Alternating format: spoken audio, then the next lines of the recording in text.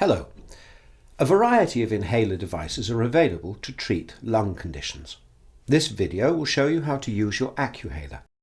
If you use your inhaler correctly, you'll get more of the medication into your lungs, giving you better control of your breathing problem. But if used incorrectly, you'll have poor control of your condition, with the risk of side effects such as a sore throat or mouth infection. You should always sit upright or stand up when using your Accuhaler. Hold the inhaler in one hand and with the thumb of your other hand, open the inhaler by pushing the thumb grip away from you until you hear a click. Whilst keeping the mouthpiece of the inhaler pointing towards you, hold the inhaler in a horizontal position and use one thumb to load the dose by sliding the lever away from you until you hear a click. When you're ready, breathe out as gently as far as you comfortably can, but not into the mouthpiece. Now place the mouthpiece into your mouth and between your teeth, but don't bite down on it.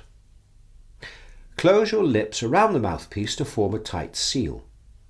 Once you're ready, breathe in as forcefully and deeply as you can. If you don't breathe in deeply enough, you won't get the medication into your lungs.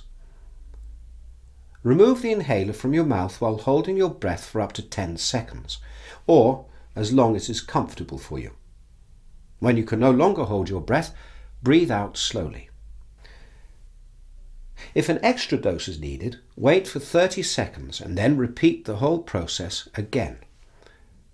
When you're finished, close the inhaler by sliding the thumb grip towards you. If your inhaler contains a steroid, brush your teeth or rinse your mouth with water and spit it out after every use to prevent mouth infections. Ask your pharmacist if you're unsure whether or not your inhaler contains a steroid. The counter will indicate when it's time to get a new inhaler.